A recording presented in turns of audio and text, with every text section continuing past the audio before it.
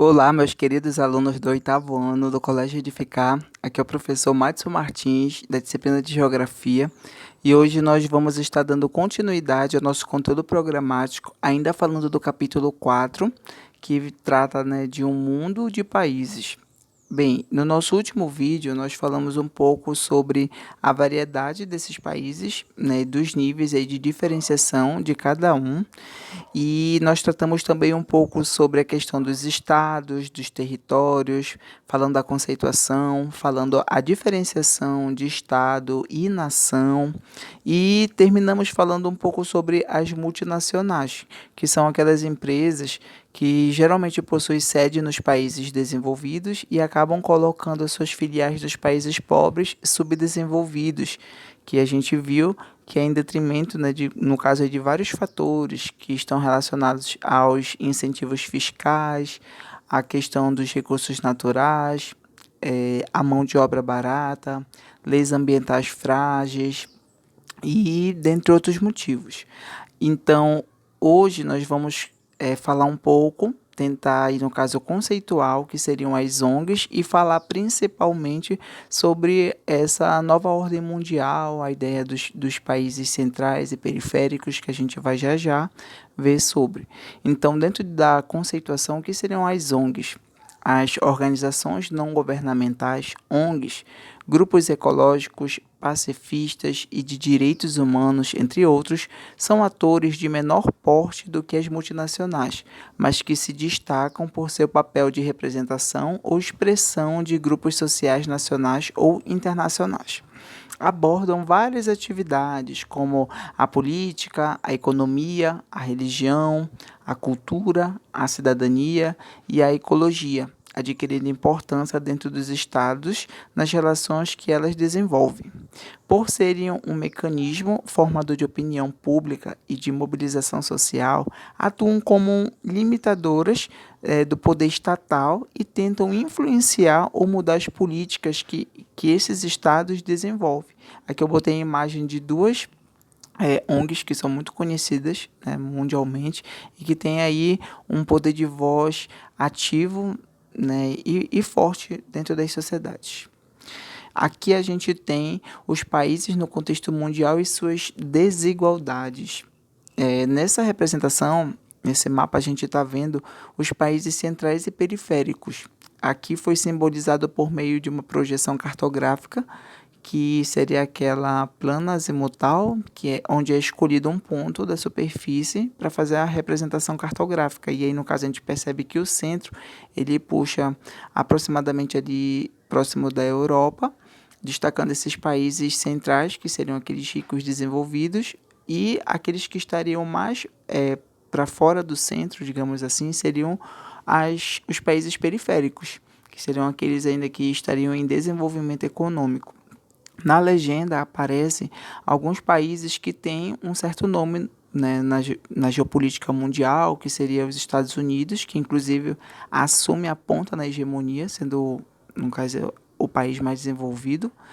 Estados Unidos, aparece Japão, Alemanha, China, França, o Brasil, que ele é considerado um país emergente, Rússia, Austrália e África do Sul. São países aí que têm nome no atual cenário econômico.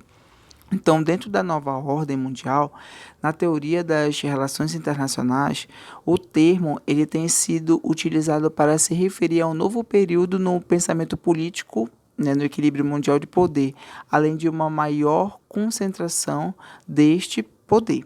Apesar das diversas interpretações desse termo, ele é principalmente associado com o conceito de governança global. A nova ordem mundial também é um conceito socioeconômico político que faz referência ao contexto histórico do mundo pós-Guerra Fria, que a gente sabe que esse período foi aquele marcado pela disputa ideológica entre Estados Unidos e a União Soviética, em que Estados Unidos representava o capitalismo e a União Soviética o socialismo. Foi utilizada pelo presidente norte-americano Ronald Reagan na década de 1980, referindo-se ao processo de queda da União Soviética e o rearranjo geopolítico das potências mundiais.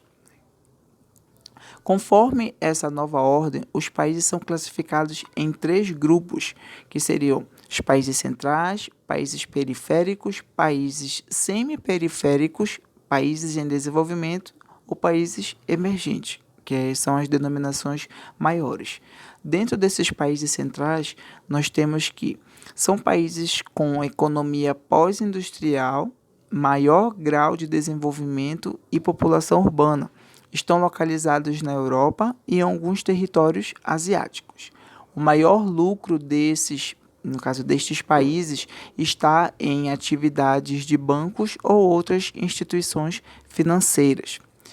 Dentro da questão dos países periféricos, nós temos que são países com economia primitiva, baseada na agropecuária e na exportação de matérias-primas. Têm o menor grau de desenvolvimento e estão localizados na África, América Central e Oriente Médio. E dentro dos países semiperiféricos, também chamados de países em desenvolvimento ou países emergentes, se encontram em fase de desenvolvimento industrial, com a maioria da população concentrada nas cidades. São menos desenvolvidos do que os países centrais e mais desenvolvidos do que os países periféricos. O maior exemplo de países semiperiféricos está representado pela BRIC, Brasil, Rússia, Índia e China, mas ainda podemos citar a África do Sul, a Argentina, o Chile, o México e a Turquia. Então, dentro dos organismos internacionais, o que nós temos de importante? As organizações internacionais da atualidade tiveram seu surgimento, em sua maioria, na segunda metade do século XX. No entanto, foi com a globalização e o fim da Guerra Fria que elas se consolidaram como importantes atores no cenário internacional, passando por um relativo período de fortalecimento. Em virtude da recente ampliação da integração geoeconômica global, essas organizações tornaram-se atores importantes no cenário mundial, com a missão de estabelecer um ordenamento das relações internacionais de poder e influência, política. Atuam na elaboração e regulação de normas, suscitam acordos entre países, buscam atender determinados objetivos, entre outras funções.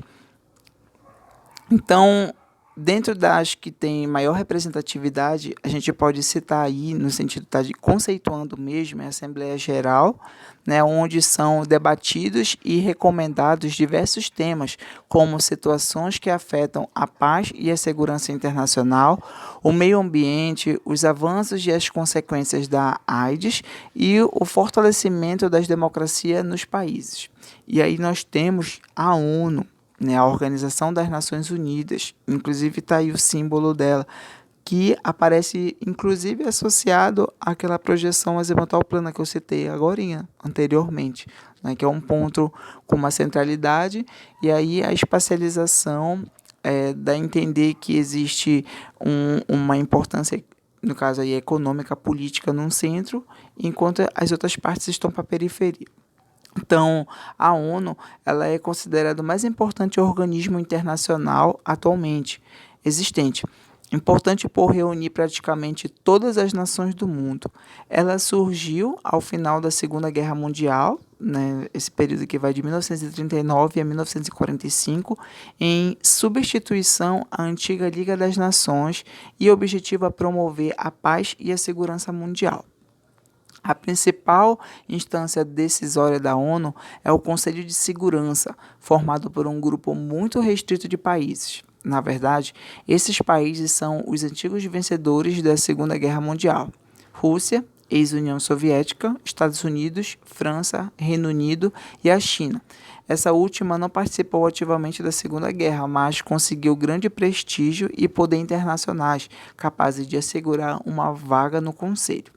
Além desses 5 países que são membros permanentes, fazem parte outros 5 países provisórios que se alteram periodicamente. O que é importante destacar é que o poder desse Conselho de Segurança é elevado, pois é ele que toma as principais decisões da ONU. Além disso, os 5 membros permanentes têm o chamado poder de veto, tá bom? E aqui no caso a gente viu que é uma parte bem conceitual. E qual era o nosso intuito? Fazer com que a gente veja que existe vários fatores para essa organização, né, da nova ordem mundial, e que é importante a gente estar atento para as questões dos países centrais e periféricos e qual é a influência disso no globo, tá bom? Assim como a importância das instituições, que podem ser não governamentais ou até mesmo governamentais, tá bom? E aí, meninos, vocês podem estar tentando fazer a atividade da página 57, 58, 59, 60 e 61. Qualquer dúvida eu vou estar à disposição, tá bom? Até a próxima.